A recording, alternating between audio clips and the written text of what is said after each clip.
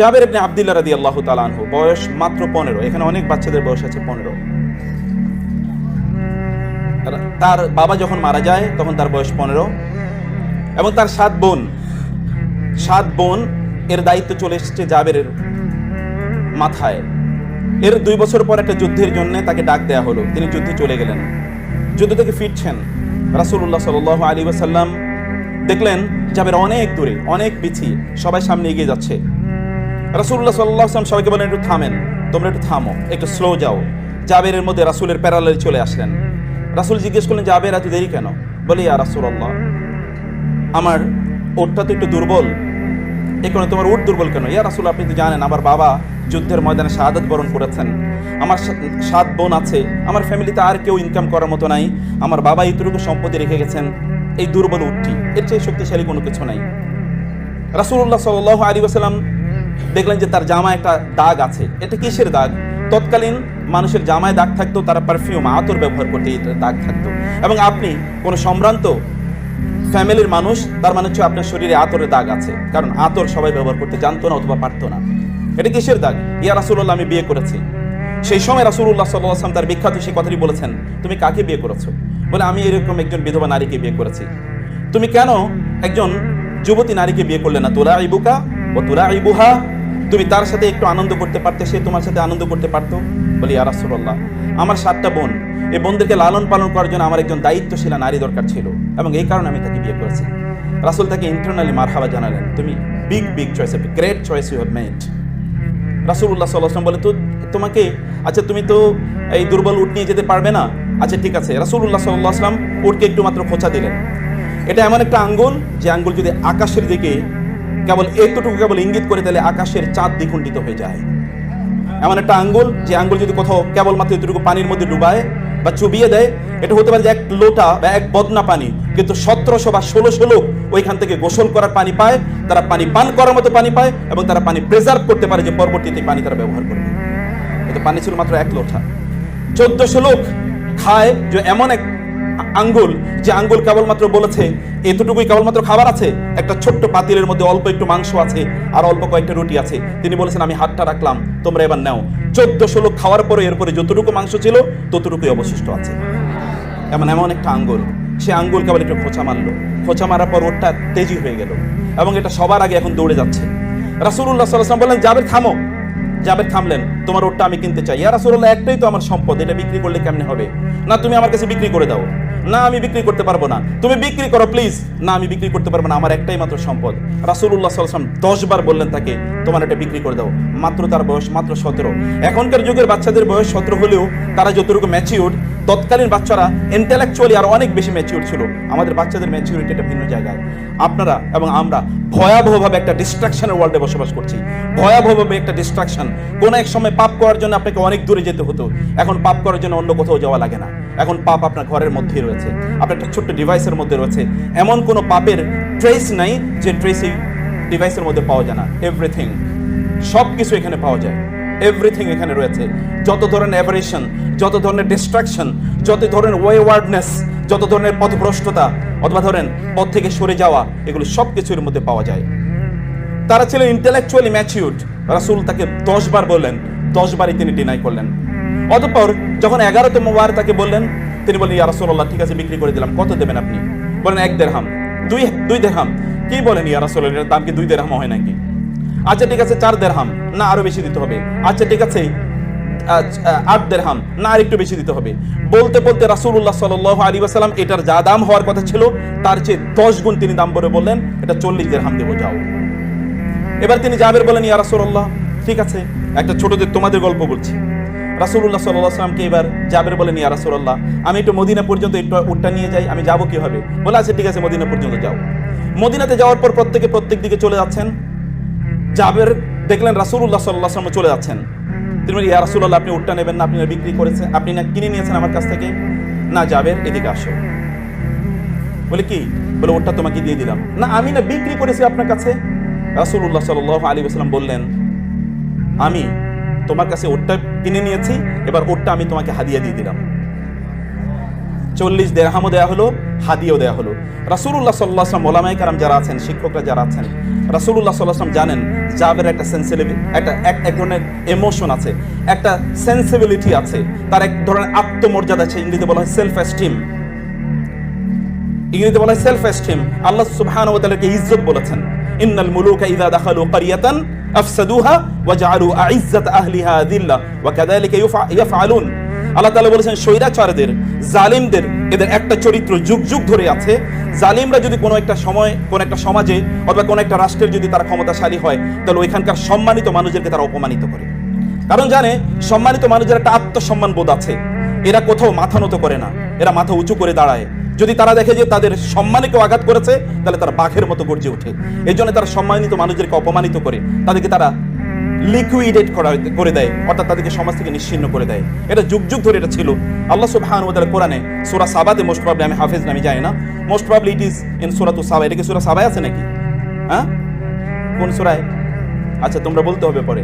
ইন্নাল মুলুকা ইযা দাখালু ক্বরিয়াতান আফসাদুহা ওয়া জাআলু আইজ্জাতা আহলিহা আযিল্লা ওয়া কাযালিকা ইয়াফআলুন। এটা তাদের ওয়া কাযালিকা ইয়াফআলুন মানে এটা হচ্ছে যুগ যুগ ধরে তাদের চরিত্র। ফাইলে মুদারি, ফাইলে মুদারির মধ্যে একটা ইস্তিমরারির একটি অর্থ রয়েছে, মানে এটা সব সময় চলে। এটা আল হুদুস, এখন ঘটে, আবার অন্য সময় এটা আত তাহাদ্দুস, মানে বারবার এটা ঘটে, এরকম একটা সম্ভাবনা ফাইলে মুদারির মধ্যে রয়েছে। যাই হোক, আল্লাহ সুবহানাহু ওয়া তাআলা কিভাবে ছোটদের সাথে কিভাবে ট্রিট করতে হয়, এটি রাসূলুল্লাহ সাল্লাল্লাহু আলাইহি ওয়াসাল্লামের চরিত্রের মাধ্যমে আল্লাহ তাআলা দেখিয়ে দিলেন। আমি আপনাদেরকে বলবো, আপনাদের বাচ্চাদের সাথে সম্মানজনকভাবে, রেসপেক্টফুলি তাদের সাথে আচরণ করুন। রাসূল এমনি তাকে সাদাকা করে দিতে পারতেন, কিন্তু এতে জাবের আত্মসম্মানে আঘাত লাগতো।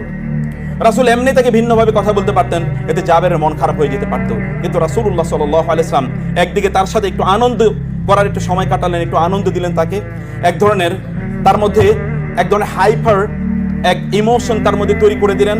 এই ঘটনা যেন জাবের আর কোনোদিন না ভুলে। এরকম মানুষকে কি কোনোদিন ভোলা যায়? এমন মানুষকে কোনোদিন ভোলা যায়?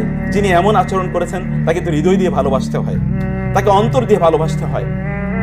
সম্মানিত বোনেরা, প্রিয় ভাইয়েরা আমার, আল্লাহ সুবহানাহু ওয়া তাআলা একদল লোকের জন্য ভালোবাসাকে আমাদের জন্য অবধারিত করে দিয়েছেন। ইন্নাল্লাযীনা আমানু ওয়া আমিলুস সালিহাতি সায়াজআলু লাহুমুর রাহমানু উদ্দা। আপনি আরবিক ল্যাঙ্গুয়েজ যদি ভালো করে, বিশেষ করে কোরআনিক ল্যাঙ্গুয়েজ যদি অনেক ভালো করে স্টাডি করেন, তাহলে দেখবেন আল উদ এবং আল মুহাব্বা এর মধ্যে পার্থক্য রয়েছে। আল উদকে ইংরেজিতে বলা হয় ইন্টেন্স লাভ। এটা কোনো শরীয়তের বাধ্যতামূলক কোনো লাভ নয়, যে লাভকে আল্লাহ এবং আল্লাহর রাসূলকে করতে হয়। এটাকে বলা হয় মুহাব্বা। কুল ইন কুনতুম তুহিব্বুনাল্লাহ ফাত্তাবিউনি মান আহাব্বা লিল্লাহি ওয়া আবগাদা লিল্লাহি আল মুতাহাব্বিউনা ফিল্লাহ মান আবগাদা লিল্লাহ ওয়া মান আহাব্বা লিল্লাহ ওয়া আবগাদা লিল্লাহ। আল মুহাব্বা এটা হচ্ছে শরীয়ী টার্ম, কিন্তু আল উদ এটা কোনো জিনিসের এগেইনস্টে না, এটা কোনো জিনিসের বিনিময় না, এটা অন্তর থেকে উৎসারিত একটা গভীর ভালোবাসা। এই ভালোবাসা যেমন ভাবে আল্লাহ সুবহানাহু ওয়া তাআলা বলেছেন between the husbands and the wives, ওয়া মিন আয়াতিহি আন খালাকা লাকুম মিন আনফুসিকুম আজওয়াজান লিতাসকুনু ইলাইহা ওয়া জাআলা বাইনাকুম মাওয়াদ্দাতান ওয়া রাহমা। স্বামী এবং স্ত্রীর রিলেশনের কেমিস্ট্রি হচ্ছে আল্লাহ তাআলা বলেছেন আল মাওয়াদ্দা। মাওয়াদ্দা হচ্ছে ইন্টেন্স লাভ, একটা গভীর গভীর ভালোবাসা। আমাদের ভালোবাসা তো এখন অন্য জায়গায়। আমেরিকানদের একটা গল্প বলি। আমেরিকানরা তাদের স্ত্রীদের চেয়ে বেশি ভালোবাসে তাদের কলিগদেরকে, অথবা তাদের সেক্রেটারি, কোম্পানির যে সেক্রেটারি, এরকম একটা মেয়ে, ওই মেয়েকে স্ত্রীর চেয়ে বেশি ভালোবাসে। ইউরোপিয়ানরা তাদের স্ত্রীদের চেয়ে তাদের বেশি ভালোবাসা হচ্ছে তাদের ওই রাস্তাঘাটে যে সকল মেয়েরা আছে তাদেরকে। আরবরা তাদের স্ত্রী আছে, তাদের স্ত্রীর চেয়ে তারা বেশি ভালোবাসে উটদেরকে। আর বাংলাদেশি লোকেরা তাদের স্ত্রীর চেয়ে তাদের বেশি ভালোবাসা হলো বারবারই কেবল মায়ের কথা, কেবল বোনের কথা, কেবল খালার কথা, মামির কথা, ইত্তকার, কিন্তু স্ত্রীর কথা বলে না। আই লাভ ইউ এটা স্ত্রীকে বলতে পারে না, অথচ এটা কিন্তু আই লাভ ইউ স্ত্রীকে বলতে হয়। আল্লাহ তাআলা বলেছেন ওয়া জাআলা বাইনাকুম মাওয়াদ্দাতান ওয়া রাহমা। মায়েরা যারা আছেন অন্য কথা অন্যদিকে নেবেন না, আমি এমনি একটা গল্পের জন্য বললাম আর কি। যাই হোক, এরকম একটা ইন্টেন্স লাভ থাকতে হয়। এই লাভের কথা আল্লাহ সুবহানাহু ওয়া তাআলা বলেছেন ইন্নাল্লাযীনা আমানু ওয়া আমিলুস সালিহাতি সায়াজআলু লাহুমুর রাহমানু উদ্দা। আপনারা কি দেখতে পান না? আপনি যদি চোখ মেলে একবার তাকান, তাইলে দেখবেন যারা ঈমান এনেছিল, যারা আমলে সালেহ করেছে, আল্লাহ সুবহানাহু ওয়া তাআলা সায়াজআলু, সিন এটা কিন্তু সামটাইমস এটা তাওকীদের জন্য ব্যবহৃত হয়, এটা কেবলমাত্র ফিউচারের জন্য ব্যবহৃত হয় না কোরআনে। কখনো কখনো সিন এটা তাওকীদের জন্য, তাকিদের জন্য, স্ট্রেস এন্ড এমফাসাইজ এর জন্য ব্যবহৃত হয়। সায়াজআলু, আল্লাহ উইল শিওরলি। এন্ড ইয়াজআলু শব্দটি জাআলা ইয়াজআলু কোরআনে অনেক অর্থে ব্যবহৃত হয়, তোর মধ্যে একটা হচ্ছে রিপ্লেসমেন্ট। একটা রিপ্লেসমেন্ট, যেমন ইন্নী জাইলুন ফিল আরদি খলিফা, আমি জমিনে একজন প্রতিনিধিকে রিপ্লেস করতে যাচ্ছি, কারণ এর আগে জিন ছিল, জিনের পরিবর্তে আমি একটা নতুন রিপ্লেসমেন্ট এখানে করছি। আল্লাহর কসম, যে সকল ব্যক্তিরা আল্লাহর প্রতি ঈমান আনে এবং ভালো কাজ করে, আল্লাহ সুবহানাহু ওয়া তাআলা এদের জন্য অন্যদের অন্তরে ভালোবাসাকে রিপ্লেস করে দেন। একবার তাকিয়ে দেখেন না, এমন বহু লোক আছে যারা বহুদিন কোনো আপনাদের আলোচনা মাহফিলে আসতে পারে নাই, আপনাদের সামনে কথাবার্তা বলতে পারে নাই।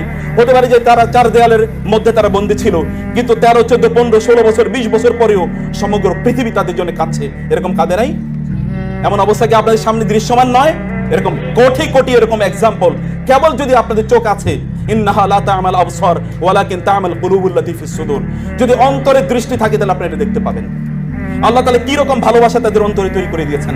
আমি জানি এরকম লক্ষ লক্ষ মানুষের কথা, যে সকল লক্ষ লক্ষ মানুষরা এরকম ব্যক্তিদের জন্য সেজদায় গিয়ে কাঁদে, অথবা তারা এমন জায়গায় গিয়ে কাঁদে যেখানে দোয়া কবুল হবেই, দোয়া কবুলের গ্যারান্টি দেওয়া হয়েছে, এমন জায়গায় গিয়ে কাঁদে। আপনাদের সন্তানদেরকে যদি আপনারা এইরকম একটা জায়গায় নিয়ে যেতে চান যাদের জন্য লোকেরা কাঁদবে, ফামা বাকাত আলাইহিমুস সামাউ ওয়াল আরদু ওয়া মা কানু মুনজারিন, এমন বহু লোক আছে তারা যখন মারা যায় তখন আসমান এবং জমিন তাদের জন্য কেঁদে ওঠে। এমন বহু লোক আছে, সাদ ইবনে মুআয রাদিয়াল্লাহু তাআলা আনহু যখন মারা গিয়েছেন, ইহতাযাল্লাহু আরশুর রহমান, আল্লাহ সুবহানাহু ওয়া তাআলা আরশ পর্যন্ত কেঁপে উঠেছিল সাদ ইবনে মুআয রাদিয়াল্লাহু তাআলা আনহুর জন্য। আরশ কেঁপে ওঠার অর্থ আমি জানি না, কারণ এটার কোনো এক্সপ্লেনেশন না আল্লাহ দিয়েছেন না আল্লাহ রাসূল দিয়েছেন, কিন্তু আরশ কেঁপে ওঠার কথা তো রাসূলুল্লাহ সাল্লাল্লাহু আলাইহি ওয়াসাল্লাম বলেছেন, এবং মুতাওয়াতির পর্যায়ে বর্ণনা, এই বর্ণনার মধ্যে কোনো সন্দেহ নাই। এরকম অনেক অনেক ঘটনা ঘটে। আল্লাহ সুবহানাহু ওয়া তাআলা এমন কিছু মানুষকে তৈরি করে দেন যারা আল্লাহর জন্য তাদের জীবনকে নিবেদিত করে দিয়েছিল। আল্লাহ সুবহানাহু ওয়া তাআলা অন্যদের অন্তর থেকে অন্য সকল জিনিসের ভালোবাসা দূর করে দিয়ে এই সকল ব্যক্তিদের ভালোবাসা তাদের অন্তরে তৈরি করে দেন। সায়াজআলু লাহুমুর রহমান উদ্দা, আর এই ভালোবাসা আল্লাহ তাআলা বলেছেন নট মুহাব্বা, তিনি বলেছেন উদ্দা।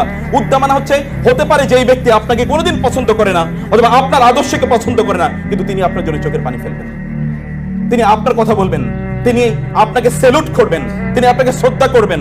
এমন বহু লোক যারা হতে পারে যে আদর্শিকভাবে আপনাকে প্রচন্ডভাবে তারা ঘৃণা করে, কিন্তু আপনার ভালোবাসা তার অন্তরে আল্লাহ তাআলা এমন ভাবে তৈরি করে দিয়েছেন, সে আপনাকে শ্রদ্ধা করা ছাড়া কোনো উপায় নাই, in public or in private. সম্মানিত ভাইরা, 3 নম্বর বোনেরা, 3 নম্বর যে বিষয়টা আমি বলতে চাই, আমি জানি না 15 মিনিট চলে গেছে কিনা, আমার ঘড়িটা কাজ করছে না। 3 নম্বর যে বিষয়টা আমি বলতে চাই, তাহলে আল্লাহ সুবহানাহু ওয়া তাআলা বলেছেন ইন্নাল্লাযীনা আমানু ওয়া আমিলুস, আল্লাহ সুবহানাহু ওয়া তাআলা বলেছেন ইন্নাল্লাযীনা ক্বালু রাব্বুনাল্লাহ সুম্মা ইসতাকামু তাতানাজ্জালু আলাইহিমুল মালায়েকাতু আল্লা তাখাফু ওয়া লা তাহজানু ওয়া আবশিরু বিল জান্নাতি আল্লাতী কুনতুম তুআদুন। কোরআনের প্রত্যেকটা শব্দ যদি আমি বিশ্লেষণ করি তাহলে এটা অনেক সময় লাগবে। ইন্নাল্লাযীনা ক্বালু রাব্বুনাল্লাহ সুম্মা ইসতাকামু, আমি শুধু তাতানাজ্জালু শব্দটি বলি।